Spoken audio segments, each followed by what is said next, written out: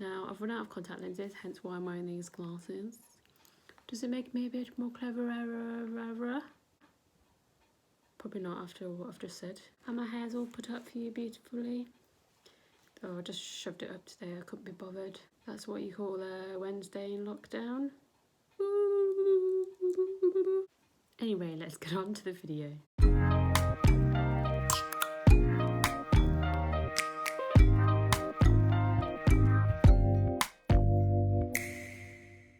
Hello! Welcome back to my channel.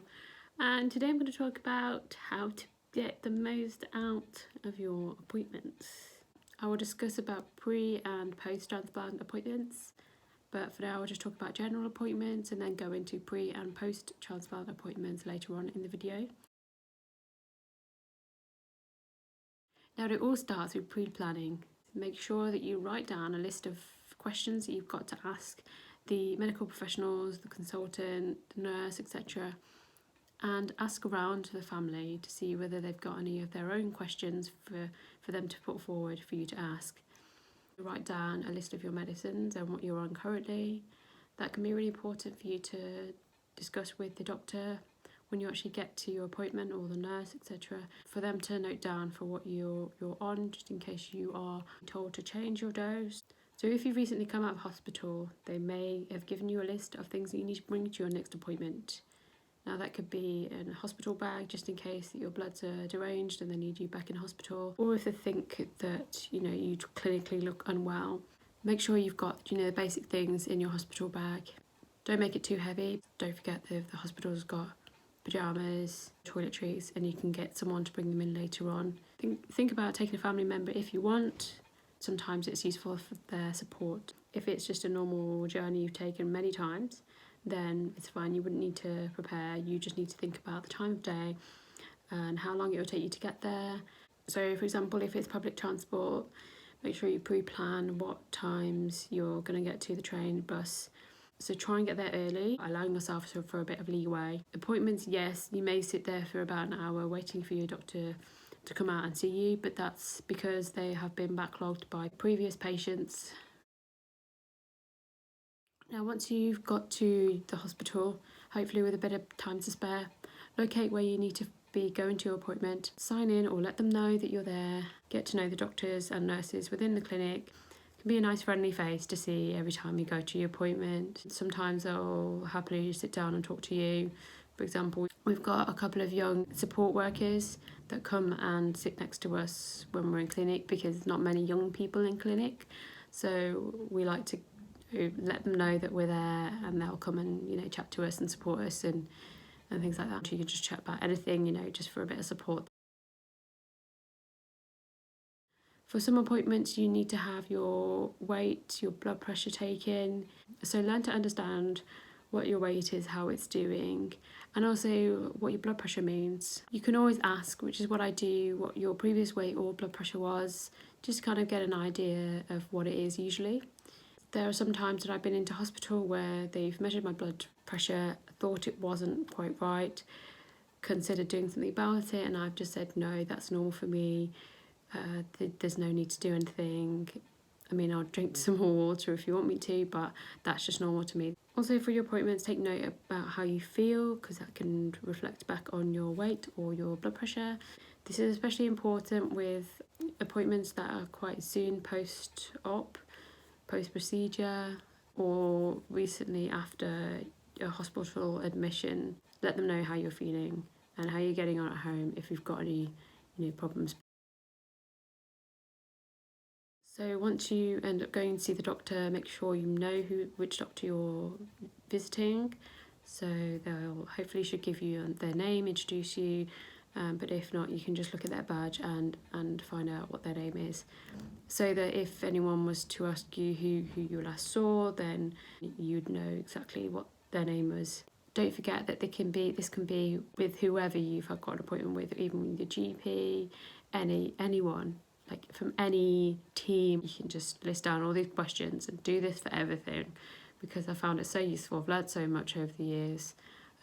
Also into researching in my own way and talking to nurse colleagues and friends who work for the NHS.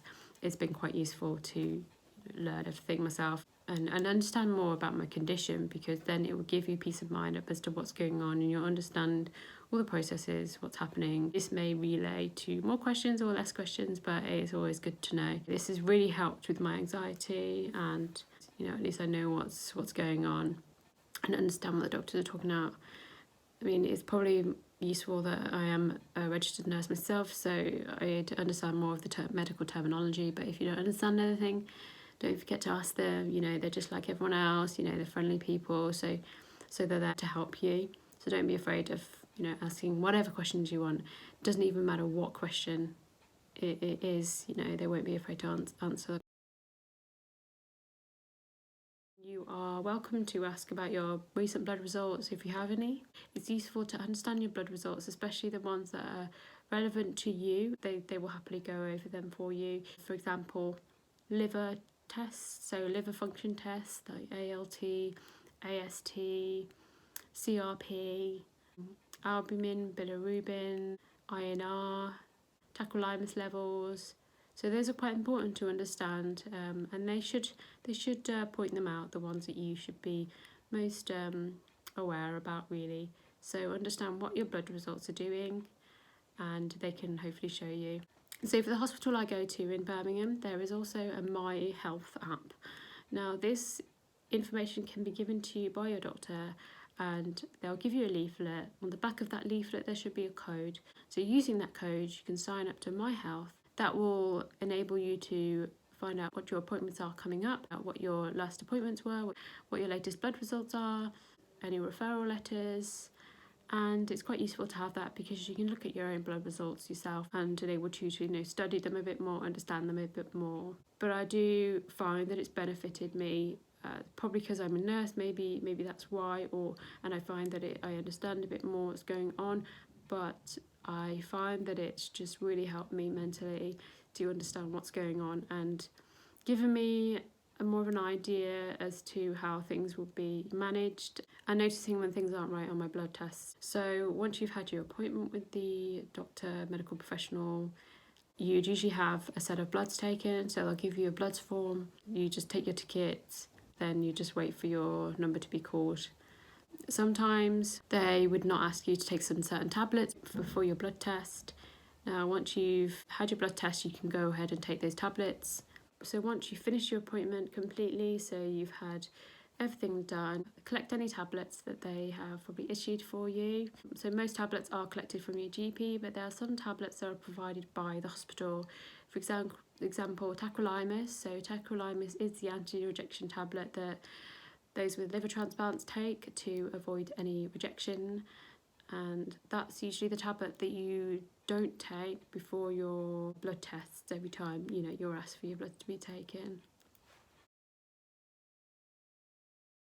Pre-liver appointment, you'd usually go to a clinic for transplant patients. So for example, in my hospital, the QE in Birmingham, you would see a nurse to check your height and weight, blood pressure, the usual. Then you'd see a surgeon, you'd see one of the medical team, you'd see one of the transplant coordinators, and you might see a dietitian if needed. So the dietitian will probably advise you on the amount of protein you need to have, because that is important nutrient that you need on the run up for a liver transplant. And also make sure you ask all the questions you need, and do as I suggested it, as with any other appointment.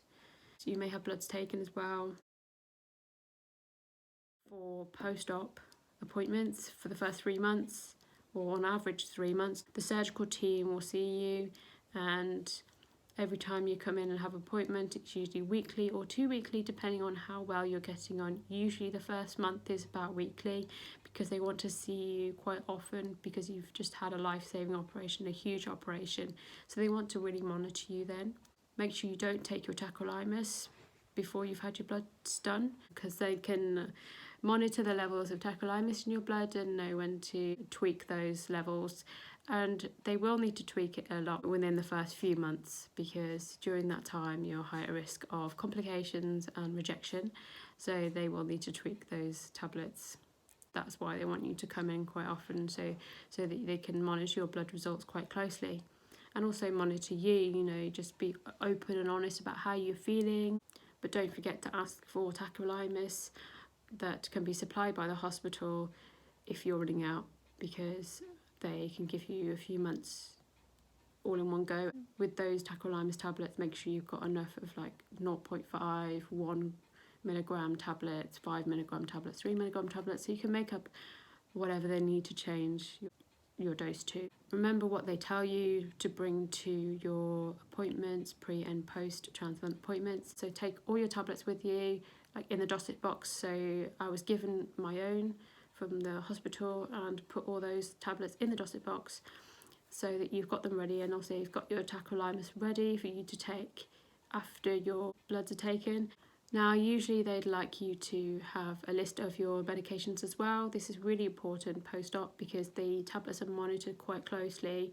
They will change them weekly depending on what the dosage is, how your pain is. Make sure whoever's looking after you comes in with you so that they can feed back to the doctors on how they think you're doing, and also you can talk to yourself, so let them know how you're doing. And don't forget to list those questions as well that I mentioned, because you may have a lot of questions to ask when you've recently had your huge operation. They will ask you to bring a small hospital bag just in case they need to admit you, because it's still critical that time. It's a life-changing operation, it's a huge operation. So bring a small hospital bag. I'll discuss that in another video about what kind of things you can put in your hospital bag. You need to carry this to and from your appointments weekly, so obviously don't make this too heavy. Don't carry this yourself, as you're not meant to carry any extra weight so soon after your transplant. So give this to your family member, carer to hold. You're given like a card which will be updated by the nurse in the hospital or the doctor in clinic. So that card, they can change the dosage of things, and then you can easily read off what those new changes are. And they can change in dosage quite often within those first 3 months or first year. Now, once you finish your appointments, reflect back on what's happened with your appointments, feed back to your family as to what they've said. Don't keep everything to yourself, because your family need to know exactly what's going on, how they can support you. It's important to have that family support network or friends, because that can really benefit you mentally, and also they can support you with whatever your needs are. They will phone you a couple of days after the appointment when the bloods come back, and they'll let you know what to increase or decrease. I had to go and get my bloods taken recently at the GP practice because it was too risky to get them done at the hospital. I didn't take my tacrolimus because they wanted to take my tacrolimus levels. So yeah, we'll see what happens. Usually after a year post-op, and your bloods should be stable. Recovery will differ depending on how well you're getting on with your appointments and how well you're getting on physically, whether there are any complications post-op. But within the first year, if everything goes well, they shouldn't need to tweak your tablets as much. Good luck with your hospital appointments. Remember to plan, be aware of what kind of questions they'll ask you, what kind of questions you want to ask them, and hopefully this will enable you to make the most out of your appointments and keep you feeling positive in any way possible. So without further ado, I'm going to say goodbye, and I hope to see you in the next video. Remember to like and subscribe to my channel, please, so that we can spread all this information to those who need it the most. So thank you very much, and I'll see you in the next video. Bye!